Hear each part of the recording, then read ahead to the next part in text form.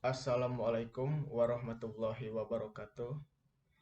Nama saya Nanda Bagas Satyanata dengan NPM 18520111094. Di sini saya akan menjelaskan tentang apa saja yang telah saya pelajari selama mengikuti perkuliahan. Yang pertama adalah tentang istilah dan pengertian hukum acara MK. Mengingat keberadaannya sebagai lembaga yang dibentuk untuk mengawal konstitusi agar dilaksanakan oleh ketentuan di bawahnya, MK adalah lembaga yang menyelenggarakan peradilan konstitusi sehingga sering disebut sebagai pengadilan konstitusi. Hal itu juga tercermin dari dua hal lain. Yang pertama, perkara-perkara yang menjadi wewenang MK adalah perkara-perkara konstitusional, yaitu perkara yang menyangkut konsistensi pelaksanaan norma-norma konstitusi. Yang kedua, sebagai konsekuensinya, dasar utama yang digunakan oleh MK dalam memeriksa, mengadili, dan memutus perkara adalah konstitusi itu sendiri. Walaupun terdapat ketentuan undang-undang yang berlaku dan mengatur bagaimana MK menjalankan wewenangnya, jika undang-undang tersebut bertentangan dengan konstitusi, MK dapat mengesampingkan atau bahkan membatalkannya jika dimohonkan. Hukum acara MK adalah hukum formil yang berfungsi untuk menegakkan hukum materialnya, yaitu bagian dari hukum konstitusi yang menjadi wewenang MK. Oleh karena itu, keberadaan hukum acara MK dapat disejajarkan dengan hukum acara pidana, hukum acara perdata, dan hukum acara peradilan tata usaha negara. Hukum acara MK memiliki karakteristik khusus karena hukum material yang hendak ditegakkan tidak merujuk pada undang-undang atau kitab undang-undang tertentu, melainkan konstitusi sebagai hukum dasar sistem hukum itu sendiri. Materi yang selanjutnya adalah tentang kewenangan MK. Kewenangan MK yang pertama adalah menguji undang-undang terhadap Undang-Undang Dasar 1945. Kewenangan MK yang kedua adalah memutus sengketa kewenangan lembaga negara yang kewenangannya diberikan Undang-Undang Dasar 1945. Kewenangan MK yang ketiga adalah memutus pembubaran partai politik. Kewenangan MK yang keempat adalah memutus perselisihan tentang hasil pemilihan umum. Dan kewenangan MK yang kelima adalah memberikan keputusan atas pendapat DPR bahwa presiden dan atau wakil presiden telah melakukan pelanggaran hukum atau perbuatan tercela atau tidak memenuhi syarat sebagai presiden dan atau wakil presiden. Materi yang selanjutnya adalah tentang asas-asas dalam hukum acara MK. Asas yang pertama adalah asas ius curia novit, yaitu bahwa pengadilan tidak boleh menolak untuk memeriksa, mengadili, dan memutus suatu perkara yang diajukan dengan dalih bahwa hukum tidak ada atau kurang jelas. Sebaliknya, hakim harus memeriksa dan mengadilinya. Asas tersebut juga ditegaskan dalam pasal 16 Undang-Undang Kekuasaan Kehakiman. Asas ini berlaku dalam peradilan MK yang menjadi wewenang MK sepanjang masih dalam batas wewenang MK yang telah diberikan secara limitatif oleh Undang-Undang Dasar 1945. Asas yang kedua adalah asas persidangan terbuka untuk umum. Persidangan terbuka untuk umum dimaksudkan agar proses persidangan dapat diikuti oleh publik, sehingga hakim dalam memutus perkara akan objektif berdasarkan alat bukti dan argumentasi yang dikemukakan di dalam persidangan.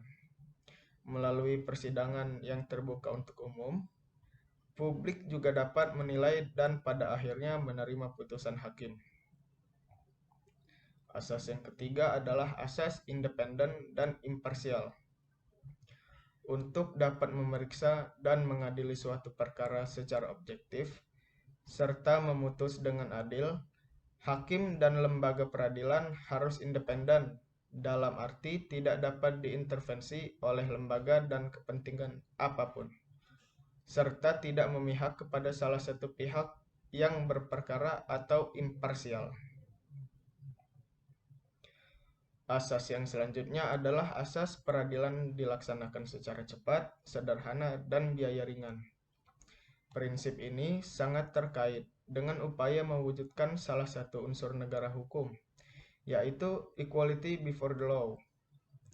Jika pengadilan berjalan dengan rumit dan kompleks, berbelit-belit, serta membutuhkan biaya yang mahal, maka hanya sekelompok orang tertentu yang memiliki kemampuan berperkara di pengadilan, dan hanya orang-orang inilah yang pada akhirnya dapat menikmati keadilan. Asas yang selanjutnya adalah asas hak untuk didengar secara seimbang. Dalam peradilan MK, hak untuk didengar secara seimbang berlaku tidak hanya untuk pihak-pihak yang saling berhadapan, misalnya partai politik, peserta pemilu, dan KPU dalam perkara perselisihan hasil pemilu, melainkan juga berlaku untuk semua pihak yang terkait dan memiliki kepentingan dengan perkara yang sedang disidangkan. Asas yang selanjutnya adalah asas hakim aktif dalam persidangan. Dan asas yang selanjutnya adalah asas praduga keabsahan.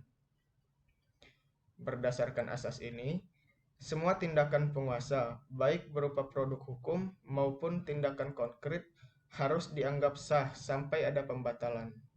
Sah dalam hal ini berarti sesuai dengan asas dan ketentuan hukum, baik dari sisi materi maupun prosedur yang harus ditempuh. Materi yang selanjutnya adalah legal standing, posita, dan petitum. Yang pertama adalah legal standing. Legal standing adalah keadaan di mana seseorang atau suatu pihak ditentukan memenuhi syarat dan oleh karena itu mempunyai hak untuk mengajukan permohonan penyelesaian perselisihan atau sengketa atau di perkara di depan Mahkamah Konstitusi. Selanjutnya posita. Posita juga bisa disebut dengan fundamentum petendi, dalil hukum atau peristiwa hukum yang menjadi dasar atau uraian dari suatu permohonan. Uraian tentang kejadian perkara atau duduk persoalan suatu kasus. Dan yang terakhir adalah petitum. Petitum adalah apa saja yang dimintakan oleh pemohon kepada hakim untuk dikabulkan.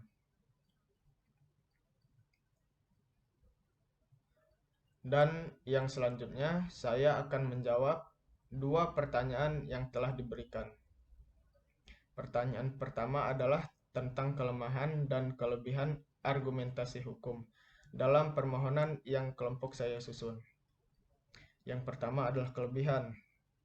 Kelebihan yang pertama adalah pemohon mempunyai hak konstitusional yang diberikan oleh Undang-Undang Dasar 1945, yang mana hak-hak tersebut telah berpotensi untuk dilanggar dengan keberadaan pasal 26 ayat 2, yang mana hak-hak tersebut adalah sebagai berikut. Warga negara berhak untuk mendapatkan lingkungan hidup yang baik dan sehat, sebagaimana termaktub dalam pasal 28H ayat 1, yang berbunyi, setiap orang berhak hidup sejahtera lahir dan batin, bertempat tinggal, dan mendapatkan lingkungan yang baik dan sehat, serta berhak memperoleh pelayanan kesehatan.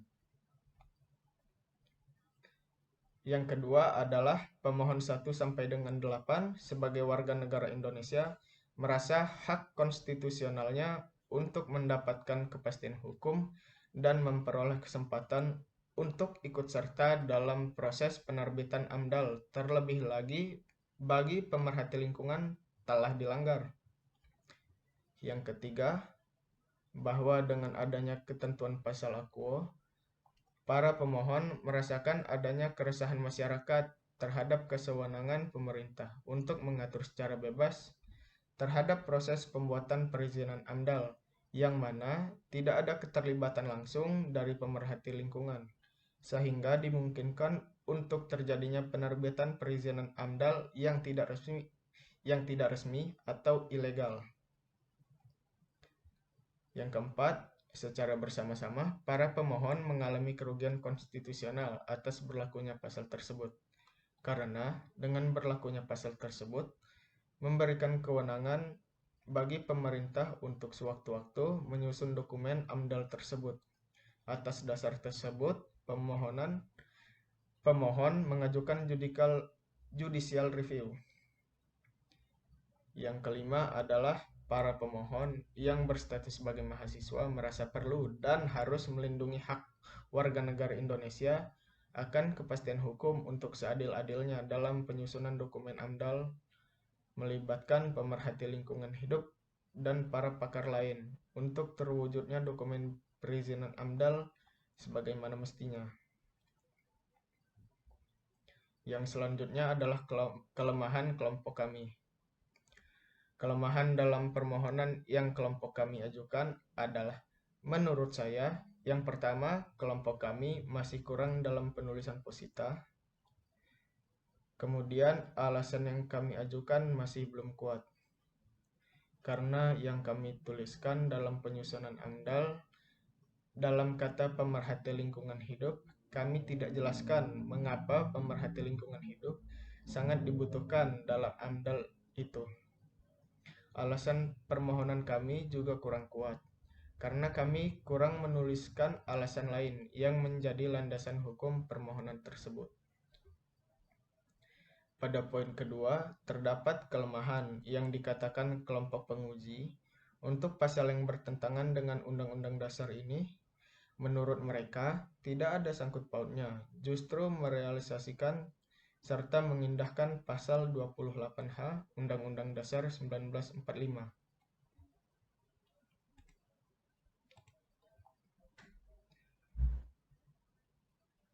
Bagian kedua adalah jika kelompok saya diberikan kesempatan kedua untuk mengajukan permohonan pengujian pasal atas undang-undang terhadap Undang-Undang Dasar, maka legal standing yang kami ajukan sudah cukup kuat.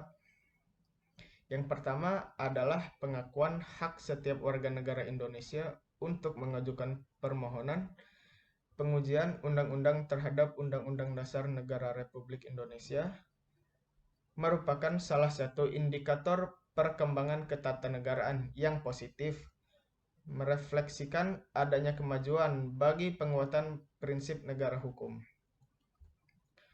Yang kedua, Pasal 52 ayat 1 Undang-Undang Mahkamah Konstitusi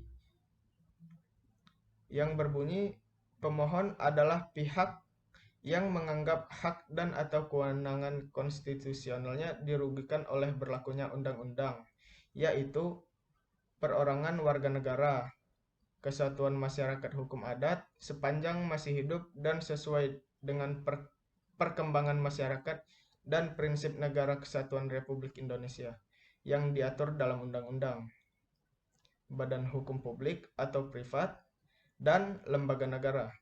Selanjutnya, penjelasan pasal 51 ayat 1 menyatakan yaitu dimaksud dengan hak konstitusional dan hak yang diatur dalam Undang-Undang Dasar Negara Republik Indonesia tahun 1945.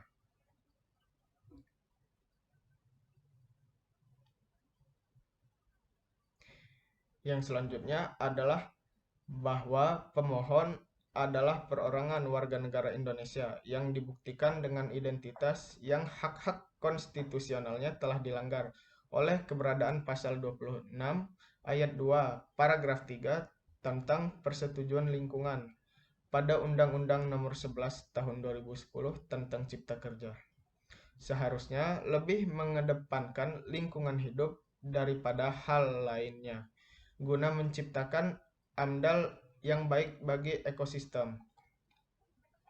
Dan yang terakhir adalah para pemohon adalah mahasiswa aktif Fakultas Hukum Universitas Lampung yang dibuktikan dengan kepemilikan kartu tanda mahasiswa atau KTM. Karena yang paling utama dalam penerbitan perizinan AMDAL adalah pemerhati lingkungan hidup, mengingat orang-orang tersebut yang paling mengerti tentang kondisi lingkungan hidup dan dampaknya apabila terdapat perizinan AMDAL yang tidak resmi atau ilegal. Sekian dari saya, mohon maaf bila ada salah kata. Wassalamualaikum warahmatullahi wabarakatuh.